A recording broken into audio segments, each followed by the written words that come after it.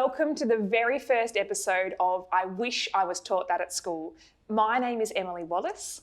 And I'm Evelyn Clark. And we are so excited to be bringing you our podcast.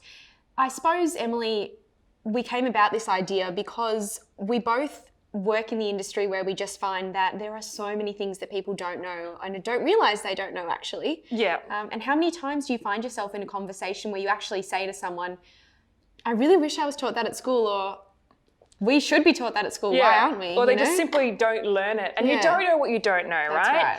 But particularly in property and finance space, there are so many unknowns. And both you and I think, have been quite dedicated to providing education to our networks through video.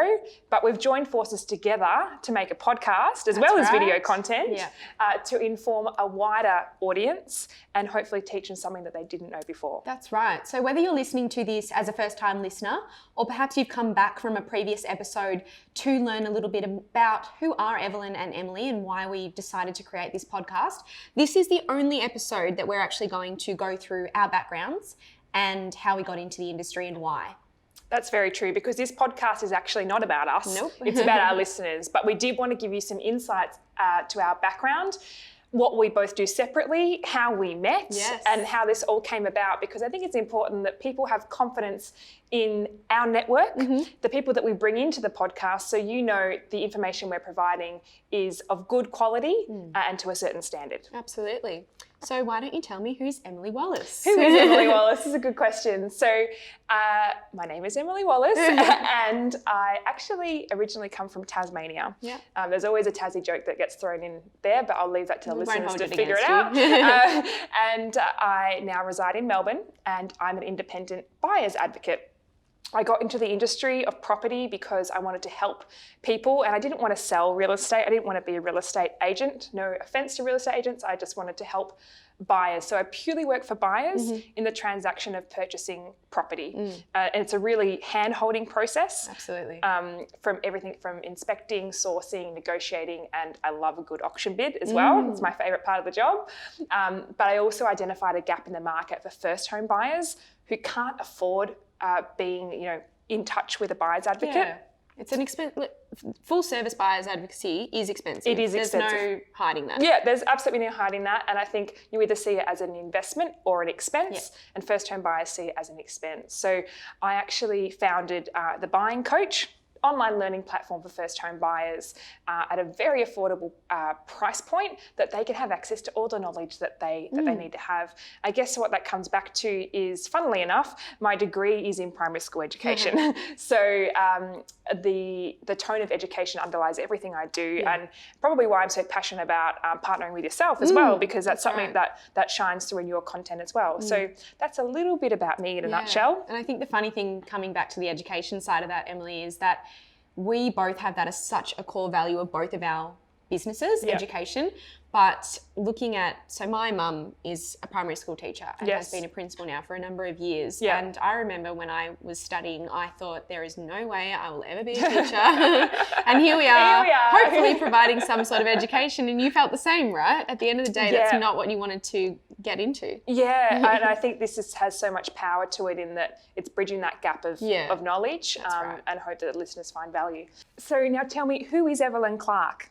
So I'm Evelyn Clark and I'm a mortgage broker with Accession Finance. And I suppose in really simple terms, because mortgage broker is a term that gets thrown around and not everyone really knows what it means. Yes. A mortgage broker acts for the client and acts as the intermediary between the bank and the client when they're actually going to get a home loan or looking at financing some sort of loan. Yep. So essentially what I do is I help my clients to make more educated and informed decisions on their home, personal, investment and commercial lending. And I do that by navigating the lending landscape on their behalf so that I can actually match their particular requirements with the most suitable lender.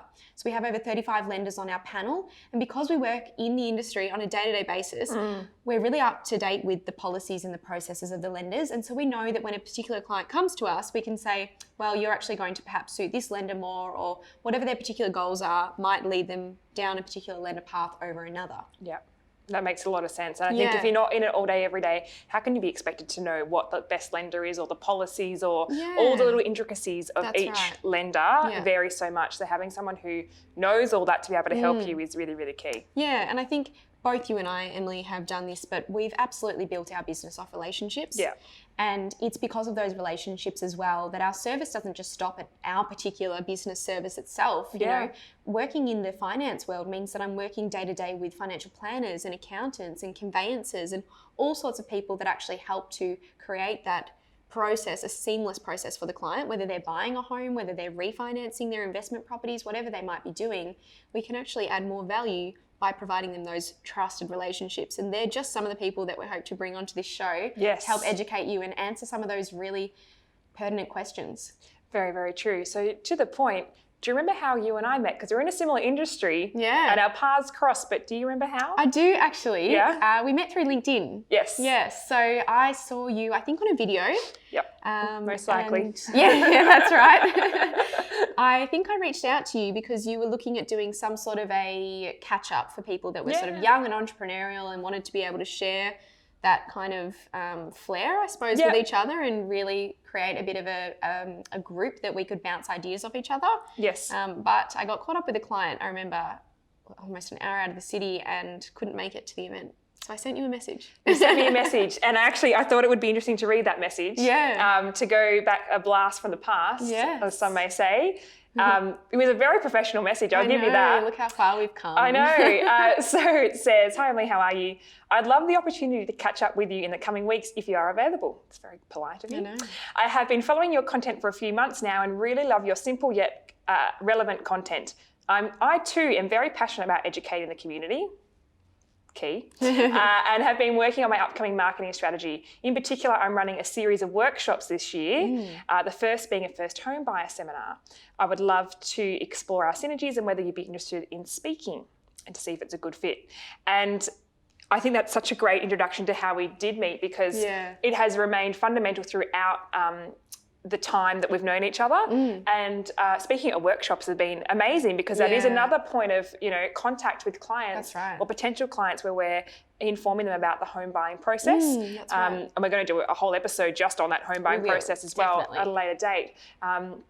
But I love that that's remained consistent throughout the friendship and partnership that we've created. Absolutely. Yeah, we've come so far from sending polite, well-written emails and messages to each other to, what did you send me the other day? Screenshots of your shopping cart? Yep. Okay, I think we're all blue dresses of some description. Most likely all blue dresses. There you go. So we want to remind you that this podcast is not about us, and this really is the only episode where we just want to delve a little deeper into what we actually do and what value we can provide you, and perhaps some of the networks that we have in contact for our listeners. Yes. But we really do want to hear from our listeners and to get an understanding of what you wish you were taught at school. And so every week we're going to bring on one key expert in their respective fields to answer one of those topics, go through that a little bit more detail. And then in addition to that, we're actually going to have 2 bite-sized episodes. Yeah, so it's kind of like the main event, and then there's 2 little ones to keep you going through the week as well with our chalk talks. So those are sort of thought-provoking conversations between you and I. Sometimes might feature a guest as well. I guess to sort of get you thinking in a different way, think about something that you might not have considered before, because we are really big about that mindset piece, particularly, I mean, you and I are both young entrepreneurs essentially, and it can be really challenging to keep going forward with motivation and keep on track. Mindset is very, very key and something that we both hold as a really strong value. Absolutely. And we definitely want to share that with our community. So we look forward to bringing you those chalk talks as well as the main episodes. But as you touched on, Evelyn, this podcast is very much about the listeners. So hearing from you about what you want to learn, always feel free to reach out to us on any of our social accounts, send us a message or comment and let us know, because we think that you would have some really interesting topics to explore. And there's no silly questions to be asked either, right? Or key experts. If you have a particular person that you'd love us to get on the show, we will do our absolute best to work out a way to interview them. We have all tips and tricks on how to, get access to different people, and even us ourselves have written some goals of some amazing experts we'd like to bring to our community. So we'll keep you posted on who's coming onto the show and what industry they are an expert in as well. Definitely. So essentially we've built our podcast around 3 key pillars. Obviously, we work in finance and property, so finance and property are the first 2 of those, but the third is mindset, which Emily did touch on. So each week that will be the flavour of one of the episodes. Very, very true. Now, just before we sort of wrap up, Evelyn, I really would like to be able to give our listeners a little bit more about how we both got into our roles as they are at the moment. Yep. So everyone knows you're a mortgage broker, I'm a buyer's advocate, but how do we even get to this very point? Yeah. So how did you start in the industry? So I started off studying finance, and whilst I was studying finance, I was actually working in the golf industry at Drummond Golf in Cheltenham, if anyone knows it.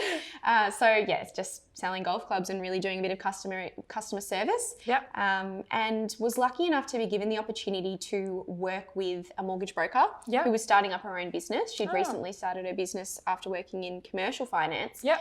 And was given the opportunity, I suppose, to work as her full-time loan processor. And Great. that meant, so it meant that I literally oversaw every single client that walked through the door. Yep. I oversaw the structure of the applications.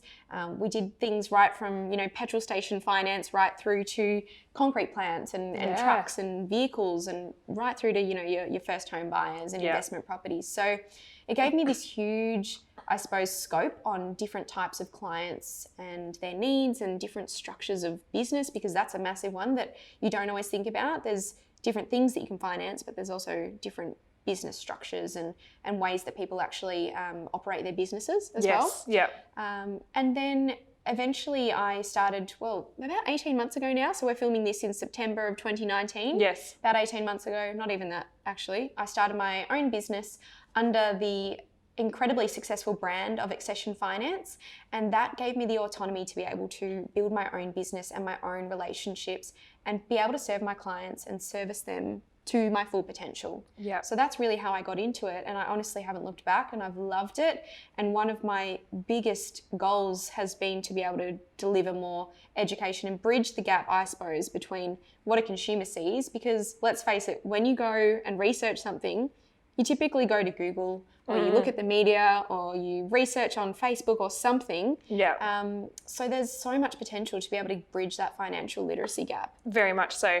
Now, I know Evelyn won't say this herself, so I'm going to say it for her. Oh, She's dear. actually just been nominated as a finalist for Young Gun of the Year, which is an amazing feat. Oh, thank you. I'm so proud of you, and it is really a testament to how much Evelyn gives to her community and how well she's been able to service her clients through that finance journey, which can be daunting for a lot of people. Oh, so absolutely. that's an amazing award to be a finalist in. Thanks, Emily. And wish you all the very best with that. Yes, and I think I might have to drag you up to Sydney as a bit of a supporter. Yes, I'm up for a you're trip to willing. Sydney, Oh, no worries. fantastic. Yeah. Well, perhaps we can film some podcasts while we're up there. Yes, yep, that sounds like fun. a good idea. So tell us how you got into Buyers Advocacy.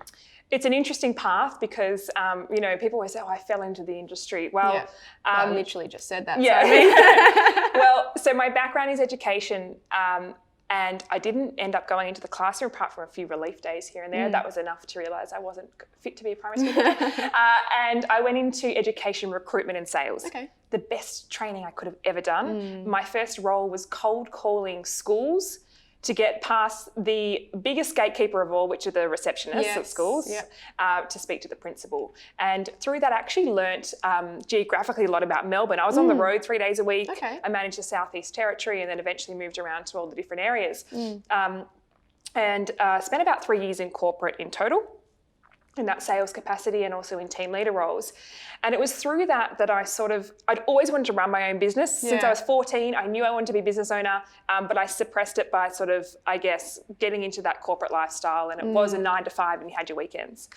Being a buyer's advocate is not 9 to 5. No. And you don't have your weekends. And I don't have weekends, but I do it because I absolutely love it and I'm so passionate about educating buyers. So I went through training through the Buyers Agent Institute. I have a full real estate license as well. You have to be a buyer's advocate. And my way of sort of getting into it was I had a number of ducks lined up, probably not all of them. I woke up on a Thursday morning, I'll never forget it, and I walked into my boss's office and I said, I quit. Ooh. And it was probably the scariest yet exhilarating thing I've ever done. But I've never looked back. And it's been over a year now that I've been in business, and the reward, when I get the phone call that we've had an offer accepted or someone's won a house, even I cry. And I know that means that I'm in something that I really, really enjoy. And I'm very, very passionate about. So that's how I got into it. But I did notice there's a big gap. No buyers advocates were doing video content on how to teach buyers how to buy. Likewise with mortgage brokers. Yeah. So I think that's a really interesting flair that both of us bring to our respective industries, and certainly why we're very aligned in bringing this podcast together as well. Yeah, absolutely. Yeah. Well, we can't wait to really get into the crux of the episodes to come. And to be able to deliver you that content. But as we say, do send us messages, do comment, and do share your thoughts with us, because that at the end of the day is why we created this podcast. That's very, very true. It's all about you, our listeners. So as much input as you can put forward, we'd love to hear from you. We'll be across all the major social channels, particularly on our YouTube channel. And our Instagram is @with Evelyn and Emily. You can follow us. All one word, all lowercase. I mean, Instagram's lowercase anyway. Yeah. And if you'd like to see content from us individually as well, we're both very active on LinkedIn. So I'm Emily Wallace and Evelyn You're Clark. Evelyn Clark. And then our Instagram's Evelyn Clark _finance. And mine is Emily_Wallace_BA. There you go. Thanks for watching, guys, and we can't wait to see you again next week.